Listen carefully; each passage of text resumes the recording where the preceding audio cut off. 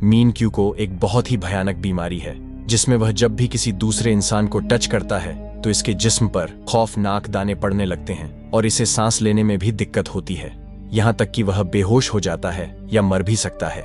Mean Q भी चाहता है कि उसकी कोई गर्लफ्रेंड हो, लेकिन अपने इस बीमारी की वजह से वह लड़कियों को टच नहीं कर सकता और इसी वजह से इसने घर में अपने आप को 10 साल से कैद किया हुआ है। मीन क्यू अपने घर से बाहर ही नहीं जाता। इसके पर्सनल डॉक्टरों ने इलाज करने की कोशिश की लेकिन कोई फायदा नहीं हुआ। लेकिन एक दिन इसका डॉक्टर मिन से कहता है कि वह अपनी इस बीमारी के साथ जीना सीख ले। साथ ही वह उसको एक स्मार्ट वॉच देता है जिसमें अलग अलग किस्म के रंग होते हैं जो इसकी एनर्जी की हालत को बताते हैं। ब्लू रंग में एनर्जी नॉर्मल, येलो में हल्का सा अटैक, ऑरेंज में मिन की एयरवेज बंद हो जाएंगी और रेड में वो कुछ ही मिनट्स में मर जाएगा। एक दिन प्रोफेसर होंग नामी साइंटिस्ट मिनकू से कांटेक्ट करता है और वह कहता है कि उसने अपनी टीम के साथ मिलकर एक बहुत ही इंटेलिजेंट रोबोट तैयार किया है और क्योंकि वह रोबोट इंसान नहीं है इसलिए मिनकू जब भी रोबोट को टच करेगा तो उसे कोई अटैक नहीं आएगा। प्रोफेसर होंग इस रोबोट की कीमत $100 बिलियन बताता है। अगले दिन मिन होंग से मिलने उनकी लैब में जाता है और जैसे ही मिन वहां पहुंचता है वो एक रोबोट को देखता है जो बहुत ही खूबसूरत लड़की की तरह नजर आ रहा था। रोबोट अपना नाम AJ3 बताती है जो प्रोफेसर होंग की बनाई हुई एक एडवांस रोबोट होती है। मिन क्यू इसको देखकर हैरान रह जाता है और पहले तो इसे टच करने से घबराता है, लेकिन जब इसे छूटा है तो मिन को अपने शरीर पर कोई भी दाने नहीं आते।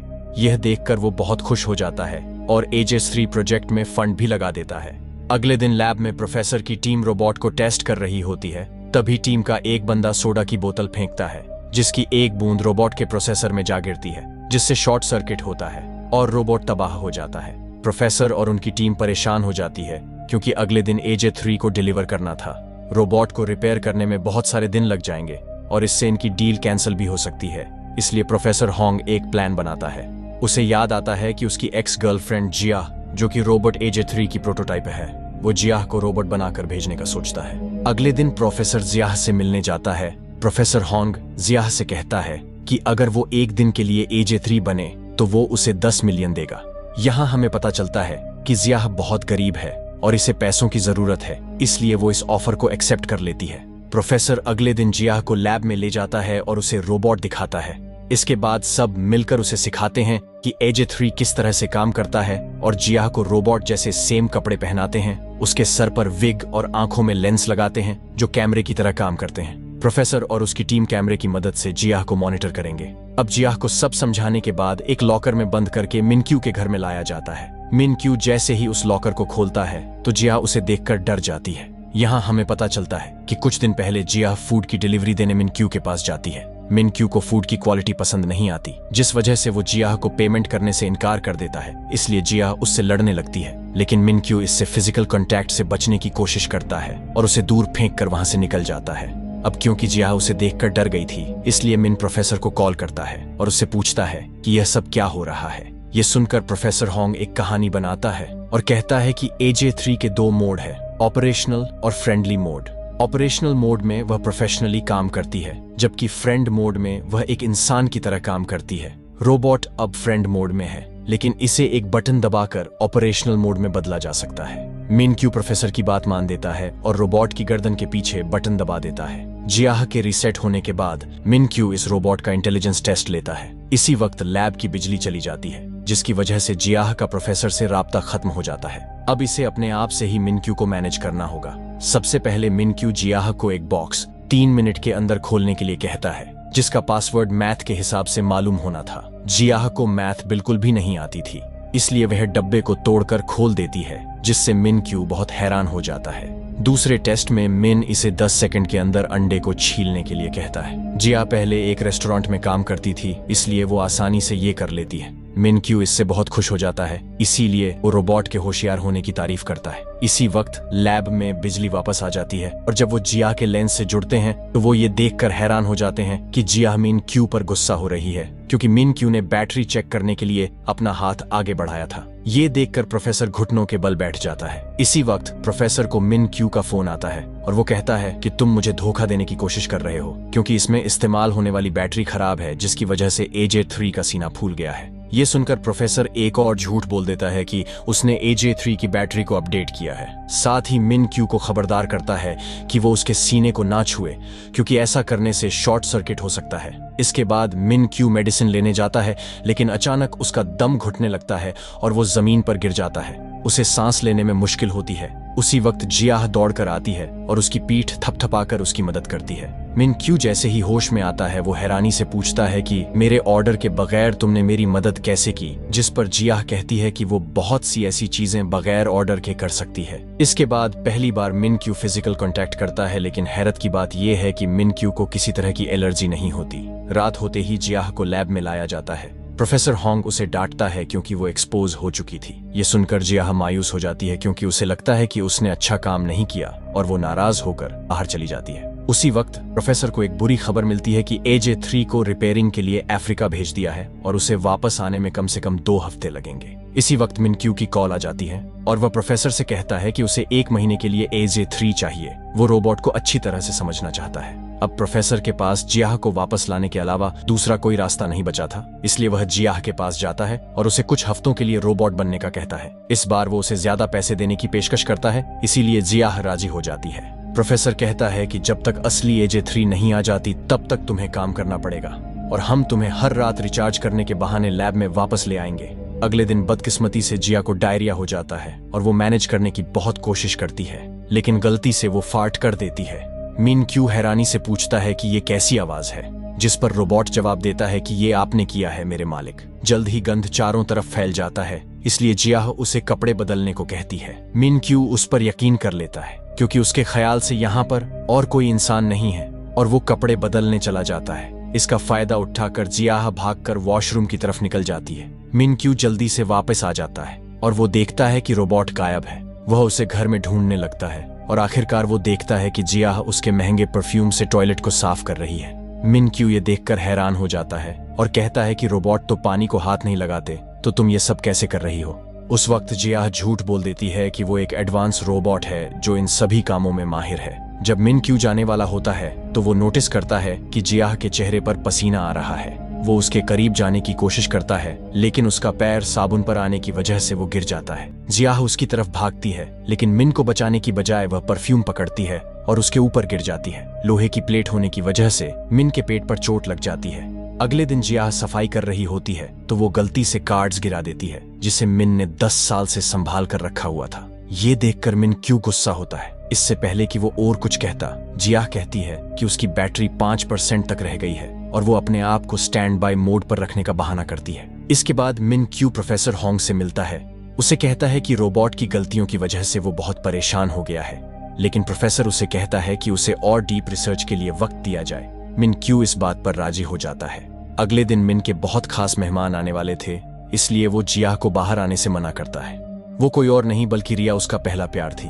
मिन क्यू उसे देखकर बहुत खुश हो जाता है, लेकिन जब रिया उसके कंधे पर हाथ रखती है तो मिन के बदन पर एलर्जी होने लगती है और वो ये सब रिया से छुपाने की कोशिश करता है। इसके बाद मिन एक इम्पोर्टेंट मीटिंग का बहाना बनाकर घर की तरफ भागता, ताकि वो किसी तरह उस कमरे में पहुंच जाए जहां इंजेक्शन रखा हुआ था। मिन बहुत कमजोर हो चुका था और वो सिरिंज पकड़ने में नाकाम रहता है। तभी जियाह देखती है कि वो जमीन पर लेटा हुआ है और उसे सांस लेने में मुश्किल हो रही है। इसी वक्त सीन शिफ्ट होता है और हमें वो वक्त दिखाया जाता है जब मिन क्यू को कोई एलर्जी नहीं थी और उसके लिए सब कुछ नॉर्मल था। छोटा मिन क्यू जब कार्ड्स का पहला घर बनाता है तो उसके पेरेंट्स बहुत खुश होते हैं। अगले सीन में हर कोई मिन क्यू के बर्थडे पार्टी पर आया होता है। पार्टी के बाद सब कार में वापस जा रहे होते हैं, तभी ये बलून उसके पिता के सामने आ जाता है, जिसकी वजह से सामने से आने वाला ट्रक इन्हें टक्कर मार देता है। अगले सीन में मिन क्यू हॉस्पिटल में उठता है। छोटा मिन अपने पेरेंट्स के लिए रो रहा होता है जो हादसे में मर गए थे। दिन के वक्त बहुत सारे रिश्तेदार मिन से मिलने आते हैं और उसका हमदर्द बनने की कोशिश करते हैं, लेकिन असल में उसकी दौलत का वारिस बनना चाहते थे। लेकिन जब मिन क्यू बाथरूम में जाता है तो उसे जेब से एक नोट मिलता है जिसमें लिखा होता है कि किसी भी पेपर पर सिग्नेचर मत करना। अगले दिन यू चूल नाम का उसका एक दोस्त आता है जो उसके के हाथ में एक अडॉप्शन पेपर देता है जिसे चूल के पिता ने भेजा होता है ताकि वो दोनों अच्छा भाई बन जाए। मिन क्यू थोड़ी देर सोचता है और आखिरकार वह कागजात पर सिग्नेचर कर देता है। यू चूल अपने दोस्त का हाथ पकड़ता है, लेकिन जब मिन क्यू नीचे देखता है तो यू चूल का हाथ शैतानी पंजे में बदल रहा था। मिन क्यू डर कर वहां से भाग जाता है और देखता है कि यू चूल ने जहां पर उसे पकड़ा था वहां अजीब से छाले पड़ने लगे हैं। थोड़ी देर बाद यूचूल अपने पिता के पास वापस जाता है और उसे पेपर्स देते हुए कहता है कि काम हो गया है। लेकिन जब उसका पिता आखिरी पेज देखता है तो पता चलता है कि मिनक्यू ने सिग्नेचर की जगह कुछ और लिख दिया है। इसके बाद छोटा मिन एक खाली हवेली में जाता है और इस दिन के बाद से वो दूसरे इंसानों से दूर रहता है क्योंकि हर कोई उसकी प्रॉपर्टी हड़पना चाहता था। अब मिनक्यू के शरीर पर एलर्जी शुरू हो गई थी और इस बारे में उसके पर्सनल डॉक्टर के अलावा कोई नहीं जानता था। सीन दोबारा प्रेजेंट में आता है। मिनक्यू जागता है और अपने साथ जियाह को पाता है। मिनक्यू उसे बताता है कि उसने एक सपना देखा है जिसमें लोग उसके पीठ पीछे छुरा घूम रहे हैं। इसके बाद वो ये जानकर हैरान हो जाता है कि वो बिल्कुल नॉर्मल हालत में है। इसलिए वो जियाह का शुक्रिया अदा करता है क्योंकि उसने उसे इंजेक्शन दिया था। जियाह और मिन एक दूसरे के साथ ज्यादा वक्त गुजारने लगे थे। उनका रिश्ता गहरा होता जाता है और वे एक दूसरे के करीब होते जाते हैं। एक दिन मिनक्यू उसे कहता है कि वो उसके साथ रिया की डेट पर जाए। वो दोनों एक दूसरे के साथ बहुत देर तक बैठते हैं। जैसे ही रिया वहां से जाने लगती है तो वो मिनक्यू को हाथ मिलाने को कहती है और फिर मिन डरते हुए उसका हाथ पकड़ लेता है, जिसकी वजह से उसे एलर्जी शुरू हो जाती है और सांस लेने में तकलीफ होने लगती है। जब वो अपना इंजेक्शन पकड़ता है तो सोच में पड़ जाता है कि ये श्रिंजे लगाना चाहिए या नहीं, क्योंकि वो अपनी इस बेकार जिंदगी से थक चुका था। मिन की स्मार्ट वॉच तेजी से बीट करने लगती है। जियाह उसके पास आती है और वो होश में आ जाता है। जब जियाह मिनक्यू को देखती है तो मॉनिटर नॉर्मल हो जाता है। मिनक्यू इंजेक्शन के बगैर ठीक हो गया था। थोड़ी देर बाद वो दूसरे अपार्टमेंट में जाने का फैसला करते हैं, लेकिन जब वो जा रहे होते हैं तो एक बंदा गलती से मिन से टकरा जाता है और ये चेक करने के लिए कि मिन ठीक है उसे पकड़ लेता है। लेकिन हैरानी की बात ये है कि उसे एलर्जी नहीं होती। ये देखकर मिन लोगों के बीच जाने का फैसला करता है ताकि वो खुद को चेक कर सके, क्योंकि ऐसा उसने 10 सालों में नहीं किया था। जैसे ही वो बाहर निकलते हैं एक बच्चा मिनक्यू से टकराता है, लेकिन दोबारा कुछ नहीं होता। फिर दोनों और ज्यादा भीड़ भाड़ में जाते हैं, जहां एक शख्स मिन के हाथ को छूता है। वो मॉनिटर पर देखता है कि सब ठीक है। ये देखकर मिन की आंखों में पानी आ जाता है। इसके बाद वो डॉक्टर ओ को फोन करता है और रोते हुए कहता है कि उसकी बीमारी खत्म हो गई है। तभी एक शख्स उससे टकरा जाता है, जिसकी वजह से मॉनिटर बीट करने लगता है। दूसरी तरफ जियाह मिनक्यू को ढूंढना शुरू करती है। जब वो मिनक्यू को देखती है तो उसकी एलर्जी खत्म होने लगती है और जब लोग इन दोनों के बीच में आते हैं तो एलर्जी फिर से वापस आ जाती है। मिनक्यू अपने डॉक्टर को बताता है कोई यहाँ पर है जिसे मैं देखता हूँ, तो एलर्जी खत्म हो जाती है और जब उसे नहीं देख पाता तो एलर्जी फिर से वापस आ जाती है। इसके बाद जियाह मुस्कुराती है और मिन कॉल बंद कर जियाह को गले लगा लेता है और कहता है कि मैं तुम्हारे लिए दुनिया की सबसे बड़ी बैटरी खरीदूंगा। इसके बाद वो डॉक्टर ओ से फोन पर बात करता है और उसे कहता है कि अब वो बिल्कुल ठीक है। डॉक्टर भी हैरान है कि पहली बार मिनक्यू को एक इंसान के छूने के बाद भी इंजेक्शन की जरूरत नहीं पड़ी। इसके बाद मिन जहां भी जाता है वो जियाह को अपने साथ ले जाता है और उसे अपना सबसे अच्छा दोस्त समझता है। इसी दौरान AJ3 रिपेयर हो जाता है, लेकिन इसे प्रोफेशनली काम करने के लिए कुछ वक्त लगेगा। प्रोफेसर कहता है कि AJ3 कुछ दिनों बाद बिल्कुल ठीक हो जाएगा। जियाह, जिसे मिनक्यू के साथ रहने की आदत पड़ गई थी, ये खबर सुनकर उदास हो जाती है। एक दिन मिन जियाह को एक रेस्टोरेंट में ले जाता है, लेकिन उसे एक अलग मेज पर अकेले बैठा देता है। फिर वो रिया और उसके पिता से मिलता है। वो तीनों बातें कर रहे होते हैं तो वहां दूर बैठी जियाह परेशान नजर आती है। कुछ देर बाद जब मिनक्यू उसे लेने आता है तो वो उसे नजरअंदाज करती है और चली जाती है। अब मिन तभी सेफ है जब वो जियाह के पास हो, लेकिन एक दिन वो अकेला एक गैस स्टेशन पर जाता है और अटेंडेंट पीछे डिक्की से क्रेडिट कार्ड उठाता है। जब वो क्रेडिट कार्ड वापस करता है तो मिनक्यू की उंगली पर टच करता है, लेकिन मिन इस पर ध्यान नहीं देता और वहां से चला जाता है। थोड़ी दूर जाने के बाद उसे याद आता है कि अटेंडेंट के टच करने के बाद भी उसे कुछ महसूस नहीं हुआ। मॉनिटर बिल्कुल नॉर्मल है, हालांकि जियाह इसके साथ नहीं है। इसके बाद मिनक्यू अपने प्रोफेशनल डॉक्टर से मिलने जाता है और उसके पिछले 10 सालों से किए मेहनत का शुक्रिया अदा करता है। इसके बाद डॉक्टर मिन से कहता है कि वो AJ3 को वापस भेज सकता है क्योंकि वो अब बिल्कुल ठीक हो गया है। अगले दिन मिनक्यू प्रोफेसर के पास जाता है और कहता है कि वो रोबोट से मोहब्बत करता है। प्रोफेसर कहता है कि वो एक रोबोट के बारे में बात कर रहा है जो पहले से प्रोग्राम किया गया था।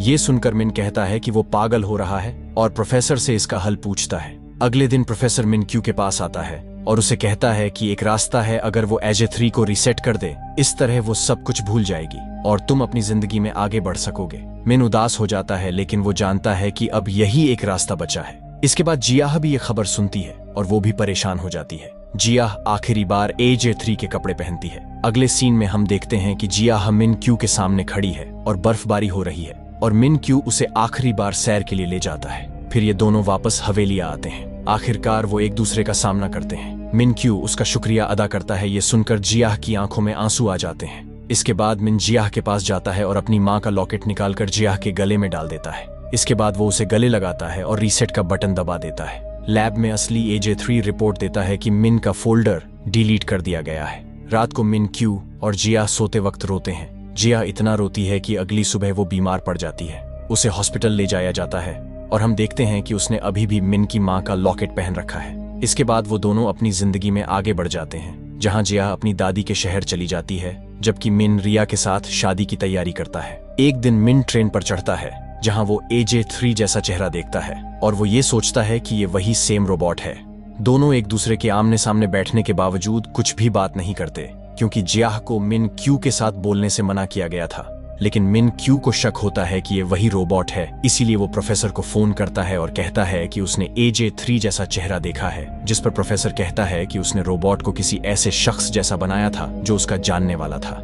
मिन क्यू कहता है कि क्या वो उससे बात कर सकता है, जिस पर प्रोफेसर उसे से मना करता है। प्रोफेसर के मना करने के बावजूद भी मिन उसका पीछा करता है और उसके साथ बात करने को कहता है, जिस पर जियाह बिजी होने का बहाना करती है। लेकिन मिन क्यू उसका इंतजार करने के लिए बैठ जाता है। इसी दौरान जियाह जल्दी से किचन में जाती है और अपने गले से हार उतारकर प्लेट में छिपा देती है। बहुत सारा टाइम गुजर जाता है, लेकिन मिन क्यू अभी भी वहां पर बैठा होता है, जिसकी वजह से जियाह उससे बात करने पर मजबूर हो जाती है और उसे बताती है कि उसने 4 साल पहले डॉक्टर होंग से पैसे लिए थे और तुम्हारे सामने रोबोट होने का नाटक किया था। मिन क्यू उससे और बात करने की कोशिश करता है, लेकिन जियाह उसे कहती है कि वो यहाँ से चला जाए, वरना वो पुलिस को कॉल करेगी।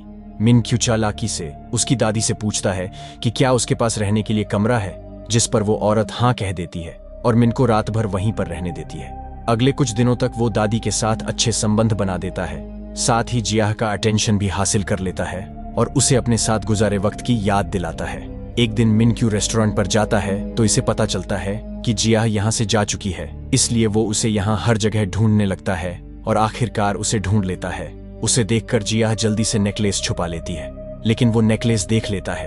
ये जानकर कि उसके साथ धोखा हुआ है, उसे बहुत बुरा फील होता है। लेकिन इससे पहले कि वो उसे कुछ कहता, उसे दोबारा से एलर्जी होने लगती है और मॉनिटर रेड पर पहुंच जाता है, जो पहले कभी ऐसा नहीं हुआ था। आखिरी सीन में मिन जमीन पर गिर जाता है और उसके बचने के चांसेस बहुत ही कम है। यहीं पर यह कहानी खत्म हो जाती है।